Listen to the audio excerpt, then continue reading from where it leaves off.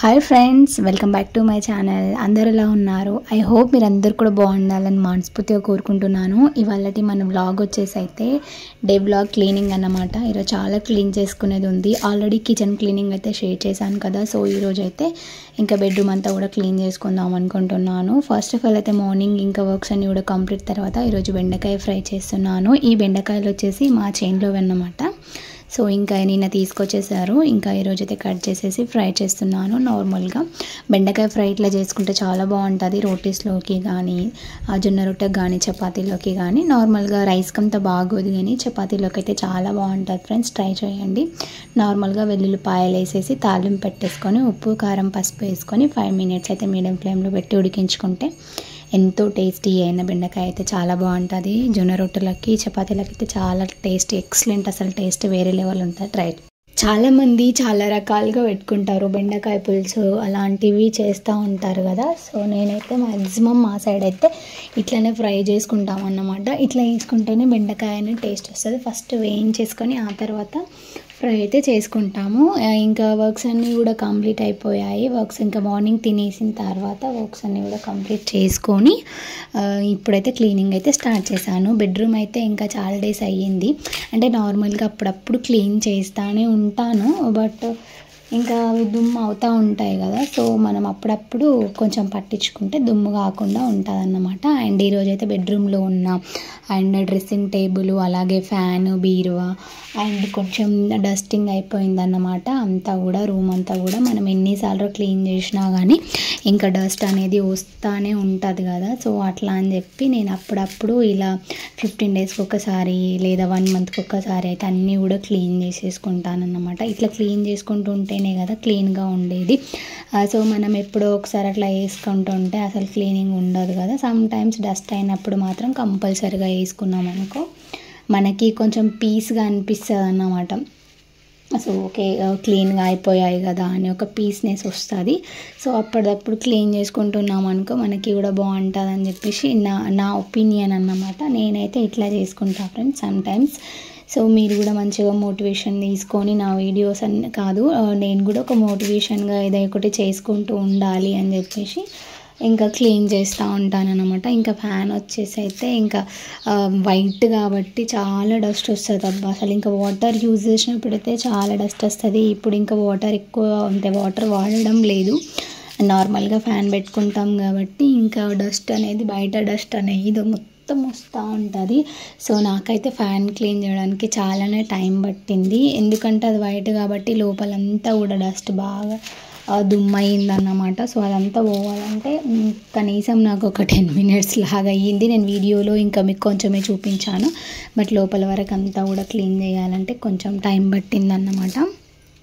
So మొత్తానికి dressing table అలాగే fan అయితే కంప్లీట్ అయిపోయింది. అండ్ ఇప్పుడైతే ఇంకా బీరువా కూడా క్లీన్ చేసేస్తాను. బీరువాకి ఏం దుమ్ము వస్తుంది అని అనుకోకుండా అది కూడా ఒక మన క్లీనింగ్ వస్తువే కాబట్టి అది కూడా కొంచెం క్లీన్ చేసుకుంటే మనకి బెటర్ కదా. సో మనం మెయిన్ యూజ్ చేసేది బీరువాలో మనీ అట్లా పెడతా ఉంటాం కదా. సో బీరువాను కూడా మనం క్లీన్గా ఉంచుకుంటే అదొక మంచి మోటివేషన్గా తీసుకొని దాన్ని కూడా నేను క్లీన్ చేసుకున్నాను అన్నమాట.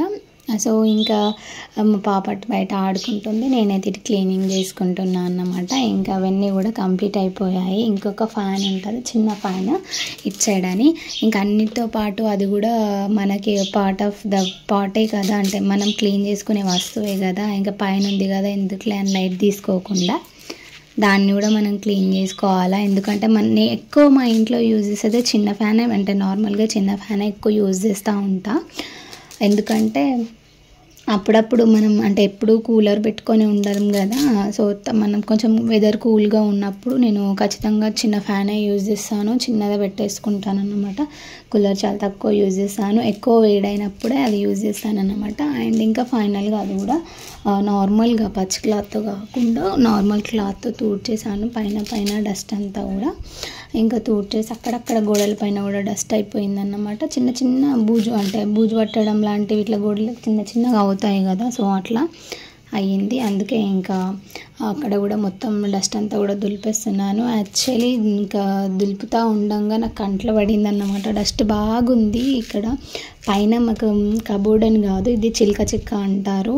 సో అది ఉంది కదా, సో దానికి కొంచెం బాగానే దుమ్ము అవుతుంది అన్నమాట. బయట మొత్తం ఉంటుంది కదా, సో అట్లా ఇంకా నేను అది కూడా ఇంకా నేను ఏం మాస్క్ అంటే ఒకటే రూమ్ కదా నేను క్లీన్ చేసుకునేది అని చెప్పేసి ఇంకా మాస్క్ అయితే పెట్టుకోలేదన్నమాట. సో నార్మల్గా చూసేసరికి ఇంకా డస్ట్ బాగా వస్తుంది.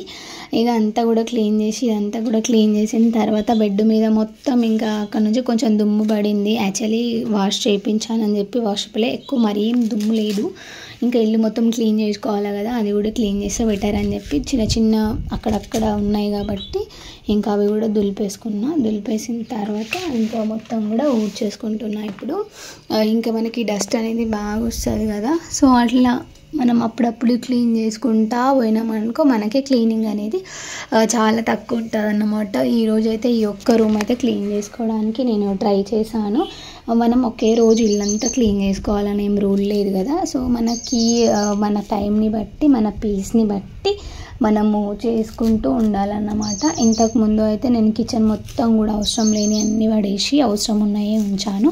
అట్లా క్లీన్ చేసుకున్నాను అన్నమాట కిచెన్. ఆ తర్వాత ఇంకా అన్నీ పడేసిన, మొత్తం అవసరం లేని మొత్తం పడేసి ఇంకా కిచెన్ మొత్తం డీప్గా క్లీన్ చేసేసుకున్నాను అన్నమాట. ఇంకా ఆ తర్వాత వచ్చేసి ఇప్పుడైతే బెడ్రూమ్ అన్నమాట. బెడ్రూమ్లో ఇవే ఉంటాయి కదా నార్మల్గా, కూలర్ అండ్ డ్రెస్సింగ్ టేబుల్, బీరువా అండ్ ఫ్యాన్స్, బెడ్స్ ఇలాంటివి. సో అదంతా కూడా అయిపోయింది.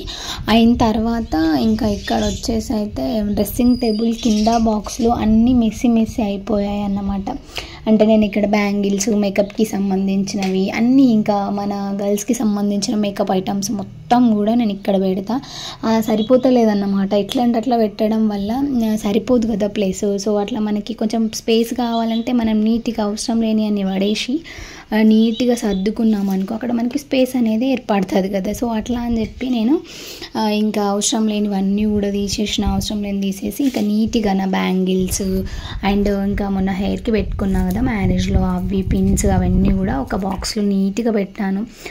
రెగ్యులర్గా యూజ్ చేసేవి ఒక సైడు అండ్ నేను ఎప్పుడు యూజ్ చేయని ఇంకో సైడు, ఇట్లా అన్నీ కూడా నీట్గా పెట్టుకున్నాను అన్నమాట. మనకి ఎప్పుడైనా బయటకు వెళ్ళాలా అన్నప్పుడు ఇట్లా మనం అన్నీ నీట్గా పెట్టుకుంటే మనకి ఫాస్ట్గా దొరికి టైం అనేది సేవ్ అవుతుంది అన్నమాట. ఇట్లా నీట్గా పెట్టుకోవడం వల్ల చాలా బెనిఫిట్.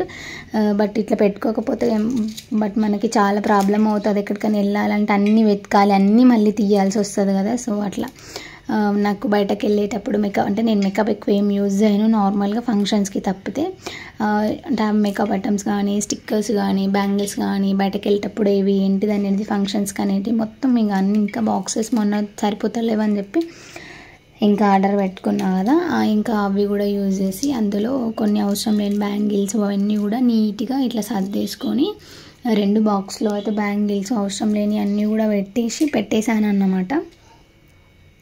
ఇట్లా నీట్గా సర్దుకుంటే మనకి ఈజీగా ఉంటుంది తీసుకోవడానికి కానీ ఏదైనా మనకి దొరకడానికి ఈజీగా ఉంటుంది. అట్లా పెట్టుకోకపోతే మెస్సీగా అన్నీ మనం ఎన్నిసార్లు తీసినా కానీ ఇది అయిపోతాయి అన్నమాట. సో ఈ విధంగా అన్నీ కూడా ఇంకా డ్రైయరు, ఇంకా స్ట్రైట్నర్ ఇవన్నీ కూడా నార్మల్గా ఒక బాక్స్లో అయితే పెట్టేసుకున్నాను.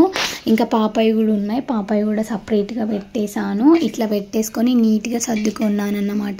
సో ఇట్లా చేయడం వల్ల మనకి అన్నీ కూడా తీసుకోవడానికి ఈజీ ఉంటుంది, అలాగే మనకి మెస్సీనెస్ అనేది ఉండదన్నమాట. సో ఇట్లా అయితే సర్దుకున్నాను అన్నమాట. మీకు నచ్చిందా? మీకు నచ్చితే ఖచ్చితంగా కామెంట్ చేయండి. మీరు కూడా అంటే ఎవరైనా అంటే ఇంట్రెస్ట్ ఉండదు కదా మనం ఓన్గా చేసుకోవడానికి, ఎవరిదైనా చూస్తే మనకి ఇంట్రెస్ట్ వస్తుంది కదా. మీకు కూడా ఏవైనా మెస్సీగా పెట్టేసేది ఉంటే అట్లా మంచిగా నీట్గా పెట్టుకోండి, ఈజీగా దొరకడానికి అయితే అవుతుంది అన్నమాట. ఇంకా నాకు అంతా చేయడానికి 4 అట్లా అయ్యిందన్నమాట. అంతా కూడా కంప్లీట్ అయిపోయినాయి, అన్నీ కూడా బెడ్రూమ్ వరకు అయితే క్లీన్ అయిపోయింది. ఒక హాల్ ఉంటుంది, అది కూడా షేర్ చేశాను, క్లీన్ చేసుకున్న రోజైతే ఖచ్చితంగా. ఇంకా ఇప్పుడైతే ఇంకా 4 అవుతుంది కదా, ఇంట్లో వాళ్ళకి ఖచ్చితంగా ఛాయ్ అనేది కావాలి. ఛాయ్ అయితే పెట్టేశాను. అండ్ ఈరోజు అన్ని వర్క్స్ చేయడం వల్ల నేను కూడా కొంచెం టైర్డ్ అయిపోయి నేను కూడా టీ తాగేసాను అన్నమాట. ఆ తర్వాత వచ్చేసి ఇక్కడ బీరకాయ పెసరపప్పు ఫ్రై అయితే చేస్తున్నాను అన్నమాట. నార్మల్గా ఈవినింగ్, ఇది వచ్చేసి నైట్ డిన్నర్కి అన్నమాట. ఇంకా దీనికి కాంబినేషన్ అయితే ఓన్లీ రైస్ చేశాను. ఇంకా నేను చపాతీస్ అట్లా ఏం చేయలేదన్నమాట ఈరోజు వచ్చేసి. ఇంకా ఇది బీరకాయ పెసరపప్పు ఎట్లా చేశాను అనేది అయితే షేర్ చేస్తాను. చాలా సింపుల్ అండ్ హెల్దీ, చాలా హెల్దీ అన్నమాట. పప్పులు తినడం వల్ల చాలా హెల్త్కి మంచిదన్నమాట. ముందుగా అయితే ఆయిల్ వేసేసి అందులో కాస్తంత అల్లం పేస్ట్, ఉల్లిపాయలు, అలాగే టమాటాలు, బీరకాయ వేసేసి ఫ్రై చేసుకోవాలి. ఒక 5 minutes మంచిగా ఉడికించుకోవాలి ఆయిల్లోనే. ఇది ఉడికితేనే టేస్ట్ బాగుంటుంది కదా. ఆ తర్వాత ఇంకా పెసరపప్పు ఒక 5 minutes ముందు నానబెట్టి ఉంచేసాను. ఇంకా నానబెట్టిన పెసరపప్పు అయితే తొందరగా ఫాస్ట్గా ఉడికిపోతుంది కదా.